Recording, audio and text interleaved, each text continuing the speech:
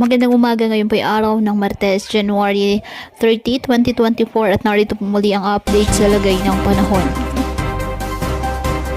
Ayon sa Pag-asa, patuloy pa rin ang pag-iral ng northeast monsoon o hanging amihan at nakakaapekto sa Luzon at Visayas. Samantala, isang low pressure area ang monitor sa labas ng ating upper kung saan nakakaapekto na po ang trough nito sa ilang bahagi ng ating bansa. Ayon sa Pag-asa, mababa naman sa ngayon ang tsansa nitong lumakas bilang bagyo. Ngunit patuloy pa rin natin na imo-monitor ang magiging development ng nasabing sama ng panahon.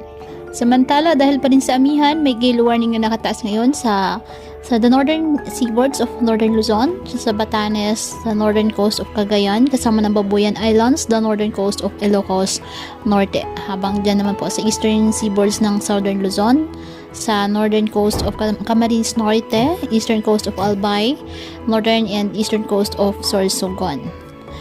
At sa eastern seaboards naman ng Visayas, sa northern Samar, eastern Samar, Biliran, Leyte at southern Leyte. Eastern seaboards of Mindanao, Dinagat Islands, Surigao del Norte, kasama ng Siargao at Bukas Grande Islands, Surigao del Sur at the eastern coast of Davao Oriental. Ngayong araw, dahil sa trough ng low pressure area, ang Davao Region, Caraga, Bukidnon, Misamis Oriental, Camiguin at Southern Leyte asahan na maulap na halangitan na may kalat-kalat na pag-ulan at thunderstorms. Apektado naman ng amihan ang Cagayan Valley, Cordillera Administrative Region, Aurora, Quezon, Bicol Region at nalalabing bahagi ng Eastern Visayas. Kaya asahan din po maulap na halangitan na may mahihinang pag-ulan.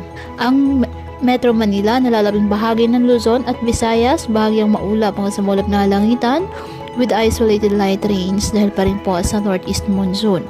Apektado ng trough ng low pressure area at ng localized thunderstorms ang nalalabing bahagi pa po ng Mindanao.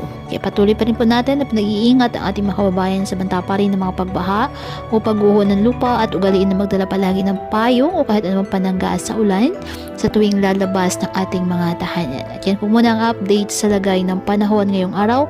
Muli patuloy po tayo na mag-ingat at palaging tandaan, God loves you. Stay safe and God bless.